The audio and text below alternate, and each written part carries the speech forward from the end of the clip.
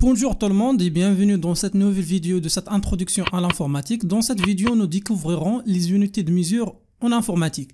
Généralement, chaque système informatique, par exemple l'ordinateur, smartwatch, smartphone, ainsi de suite, doit avoir un composant qui servira à stocker les informations.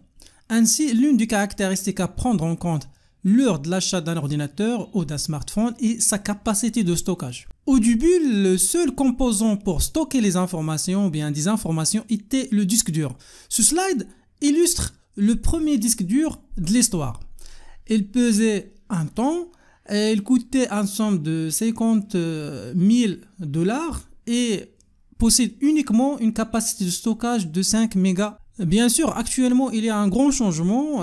Chaque système informatique maintenant, comme l'ordinateur ou bien tablette ou smartwatch, dispose d'un composant de stockage de l'information, comme par exemple le disque dur ou la RAM. En outre, il existe des composants externes dédiés au stockage de l'information, tels que par exemple dans ce slide-là, la clé USB ou bien la carte mémoire. Concernant l'unité de mesure, la plus petite unité est le bit. Son nom provient du binary digit. Comme son nom l'indique, il est utilisé pour stocker une valeur binaire, soit 0 ou bien 1. Si nous mettons 8 bits ensemble, nous aurons un octet et cette dernière unité que nous utilisons tous actuellement. Alors, si on mettons 1024 octets ensemble, nous aurons un kilo-octet. La même chose, 1024 kilo-octets nous donne 1 mégaoctet. Après 1024 mégaoctets nous donne 1 gigaoctet. Après, il y a aussi le téraoctet. Un téraoctet, c'est 1024 gigaoctets. Actuellement, nous pouvons avoir des ordinateurs très puissants avec des capacités d'un pétaoctet, c'est 1024 téraoctets. Après, il y a aussi le hexaoctet, l'autre unité, c'est zétaoctet.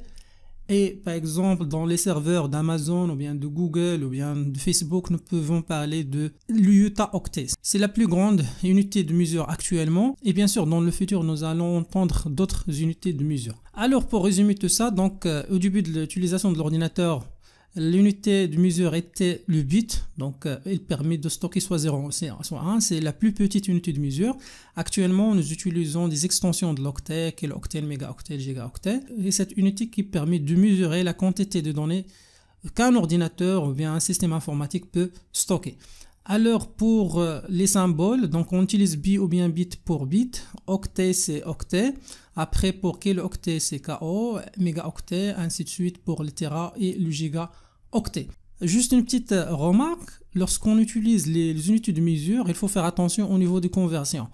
Donc par exemple, un téraoctet, c'est pas comme les autres unités de mesure 1000 par exemple, d'autres choses. Ici, on parle de 1024 gigaoctets. La même chose pour le gigaoctet, c'est 1024 mégaoctets et la même chose pour les autres. Et ici, on parle de demi-giga, ça c'est-à-dire quoi? C'est-à-dire 512 mégaoctets. Pour bien comprendre, nous allons travailler sur l'exercice suivant. Ici, nous allons classer du plus petit au plus grand les éléments suivants. Donc, on a des capacités de stockage. Ce que nous devons faire, c'est de classer dans l'ordre croissant ces valeurs-là. Alors, les plus petites unités, ce sont l'octet et aussi le bit.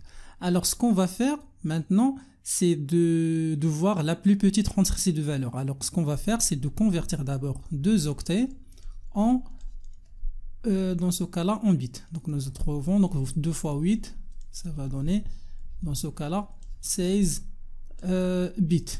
Alors 16 bits est inférieur à 20 bits. Alors la plus petite valeur ici c'est 16.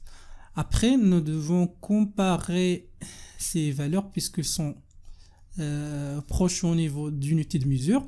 Bien sûr, si 56 est supérieur à 6,3 mégaoctets et aussi supérieur à 7435 kilooctets. Ce qu'on va faire, c'est de comparer ces deux valeurs, c'est-à-dire 6,3 et 7435. Donc pour faire ça, donc nous allons convertir 7435 dans ce cas-là en mégaoctets. Ce qu'on va faire, c'est de diviser cette valeur sur 1024. Alors la valeur ici, nous allons trouver 7, quelque chose. 7, quelque chose est supérieur à 6,3 mégaoctets. Et on sait déjà que 56 est supérieur à 7, quelque chose mégaoctets.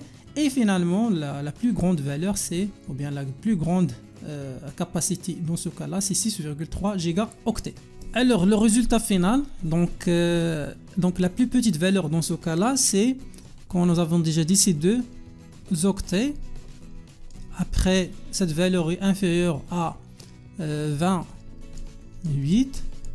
Cette valeur est aussi inférieure à 6,3 mégaoctets. Cette valeur est inférieure à 7435 kilooctets.